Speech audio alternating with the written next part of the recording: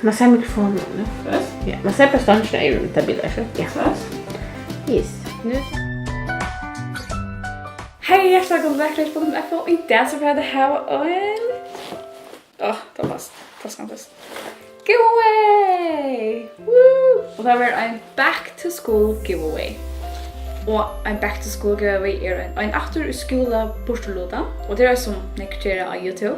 Det var i Danmark, så var det till handels i systern i grene och tykkum. Och här fanns det några ting som var genial att ta man för aftur-í-skúla. Så valde jag att göra en giveaway. Och tingen som jag gör ordentligt jättelig. Så det är en giveaway till jätter. Men hvis du tror att en god budget, eller en god maur, eller en god så kan du lovtacka och se burturlutan och göra sessionskjaltar eller koner. Så jag får visa ting att jag har köpt och det är ting som man brukar i skolan eller till arbeid. Så jag har aldrig för gång. Det är så spännande. Så i sin giveaway nu så har jag köpt först en taska. Och detta är en handtaska. Och här ständer Good things take time. Och så är det en kjolböcka. Och jag har passar så mycket. Gå ting taka tui. Det tar tui till man ska göra sig om till skolan, det tar tui och tui alldeles inte är en god vittnesbörd som tryckande att göra sig om i skolan om att taka att sätta tui av till att göra sig om till alltid är en omätlig vittnesbörd som tykkum ha i skolan. Man kan bruka ta man utsatt eller vintergröjer eller bara något ega ting som man inte kan köra taskarna. Tack ut i korre här och en taska som är mer god allt det. Och jag har faktiskt en akkurat och är så glad för att jag älskar så jag taskar. Mest tror jag att det är att öppna det här på en lomma. Så att hvis jag missar några väck och i taskarna så kan jag bara löda runt och det är tungt och tingsnet är det på botten och det är lätt tingsnet eller lite många. Ofta har jag biblarna och telefon, pennor så det är och jag missar ångan det här väck. Det var inte allt det här. Ångstan och här. Så det är det. Så vi kommer matcha. Vi kommer bara lycka. Okej, så är det nu. Och jag har ju ett ljusare tema. VAKURLEIKI.FO har vi ljusare tema och jag har alltid ljusare tema och flott lider så alltid ljusare. Det här första som är det. Det är en ljusare notesbok. Och här är det bara vanlig strykpapper och tömt och puntapapper. Och det går också när man kan skriva papper ur, hvis man ska lätta upp in i rockning eller vad det kan vara. Så jag har något lärt att hava, att man kan hava allt i ögonen och kan bruka. Och främst här kan man skriva namnetjalsar, eller man kan teckna också innanför det. Forsidan är sin sikta, så här kan man ha sikt design och hvis man har hål. Och det är samma backsida. Så är det den nästa som är också hade gjort viktigt att man i skolan. Först läraren färmar ofta nick papper och här är inte en stor ringbind mappa. Det kan man ha och det brukar man oftast det. Men det är också läckert att ha några mappar som är sin minne. Här du kan köra papper som du fast eller några formler eller några bestämning som du vill minnas till. Då är det mega läckert att ha en liten mappa. Och här är faktiskt nog snyggt papper i. Och så här är det så läckert att bli i. Vi har trutjar så jag själv. Nøkur lommar. Och man kan inte ta lommarna ut. Men det går är att detta heller inte ut. Och det som vi ser här. Främst är det också en sikta. För att se att vi kör också i lomman främst så ser man också att även är att innehållet i mappen är. Det är samma baksidan. Liten är matcha. Och så. Så glad för hesar är. Hesar är ur tiger. Och det är så läckert att skriva. Jag har tvär så är det notesböcker som jag brukar. Och en till att skriva vers och vittnesbörd. Och så har vi ena till att skriva mätuppskrifter i. Och hesar är så läckert. Och forsidan är så är den mjuk eller så. Mega läckert. Och det har band runt om. Så det kan gott lite mina taskor som är syndrom runt lite där. Då vi är bara samman så tar du inte rockot in i så gott. Och han häver striket.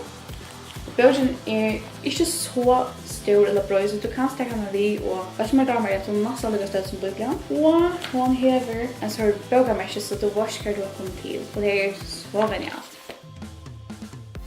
Så det mer lätt att ha samma i böckerna. Och älskar att ha så här böcker till att skriva vers i eller tankar eller vetenskaper och imst annat. Och tävla anfalla teknikerna. Andra bestämmer det själv kattigt.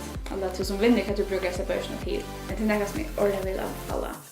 Man kan skriva böner i. Och särskilt att man för skola har sitt dagliga liv eller arbeid. Det är så viktigt att ha samtal i Harranum.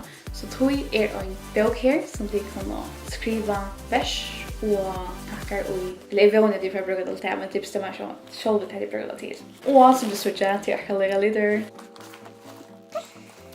Okej. Så här är sortet. Geometriset. Vi har en linjal och en trojkantig linjal och en passare och en blyanter och en passare med och det var en vinkelmatter. Och viskellever, sporskare, 2 set squares. Protective case. Jag tror inte jag har packat upp för att visa att det kan ta att det är som känns för den som vinner. Här är allt som man är bruk för det. Hade jag. Och man ska också ha också cross tension i. Så jag har köpt ett bindnas och det glittrar. Det är cool. Det är super cool. Och det går vi att det inte är ett glimmer planer som för alltså här glimmer smittar av. Så pappa det här att bli inte ytterligare eller svärter av glimmer. Det glimmer som inte för av. Men det glittrar är alltid simpelt så cool så jag måste köpa det. Så kan jag ta efter det här. Och det viktigaste i skolan att träta över vittne för Jesus, det är att äta. Så man må ha en matpacka och han ska köra några juicer till för tema. Så jag köpte den här matpackan och han är så läcker. Det heter en som öder systema och det är coola vid som matpackan är att matna sådär. Det är det. Och han häver en divider eller en skiljare här så du kan klara brejesmena och annesmena som du vill. Då man lättar aftur så får det inte flytta sig. Här så har han en eka alltså hatt här. Och detta kan öppna man så helt över här. Tada! Och det är som ett låk. Och man kan ha mega läckra mat här. Jag också bara bröd här, salat här.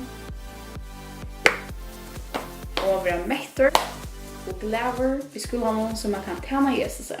Det mäter är viktigt så det kunde inte för utan en större mät på skolan. Och så har vi några andra läckra ting som är stuttliga i skolan. Och som kan vara läckra att ta med är elastik. Hvis man ska göra en rönd i skolan eller ut att spela eller akkur så är det mega läckra att ha elastik och i tasken. Och så också hvis man får äta och man inte orkar att gänga ut vaske eller väsa vad ska fingrar. Så kan man ha spritt till händerna och här är så läcker spritt. Det kan lukta av jordbär. Så man kan också köra händerna om händerna luktar illa. Det är mega läckert och det är bara läckert att ha också. Spritt händerna vid hvis man ska äta. Och så har vi en kulanpenn. Och pennen är så stuttlig. Det kan som en sån labyrint och ger. Och så är det en kula i nere. Ready? Och hesa kulorna kan man så få från en ända hur två kulor. Och så ska man få ner här del och så ska man få en upp efter. Och jag också säger att ett stort ting att spela vid hvis man tjejer sig. Är det långt också bit när så.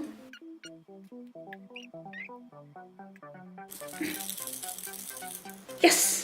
Jag fick av han ger oss där och det stolt att spela vid. Och också spela som man sitter och tar noter. Och för att inte bli distraherad så kan man bara sitta och spela vid till mer man lustar.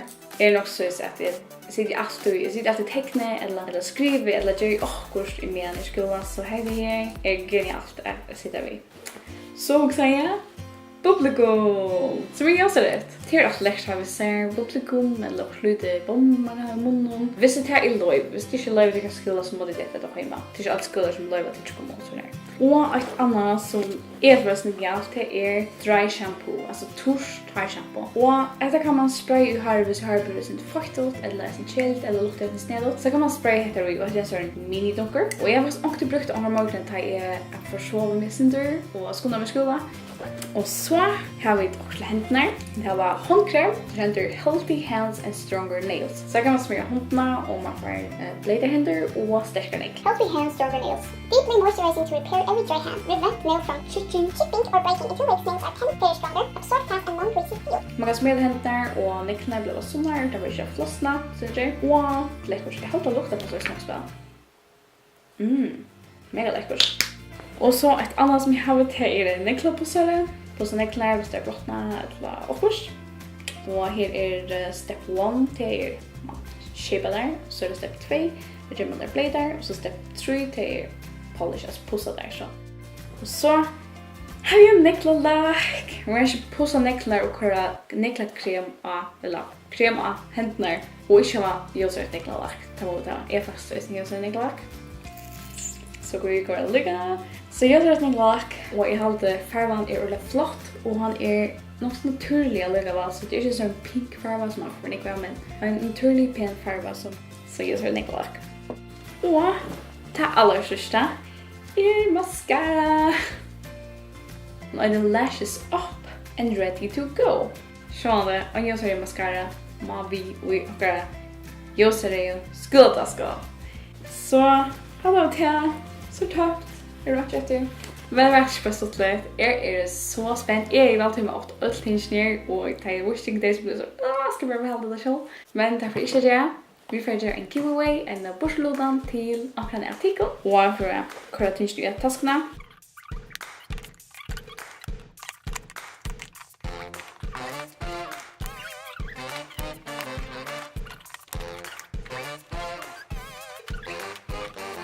Så allt Hetta kunde vinna och hesa cooltaskarna.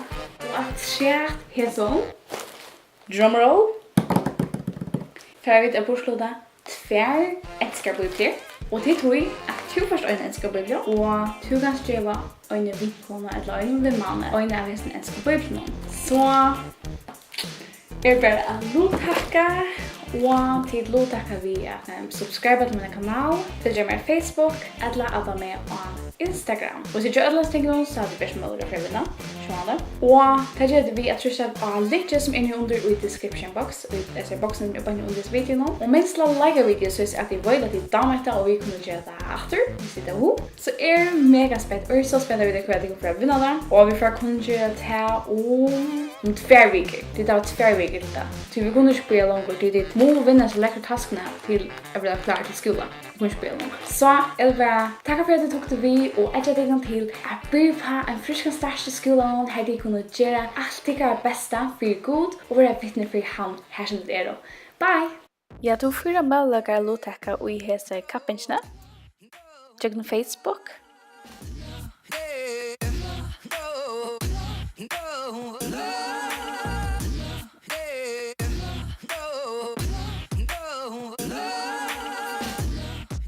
Check på YouTube. Vi har följt Instagram. Och vi har vidtjat hemmasida. Gör du allt så du får 4 större chans att vinna.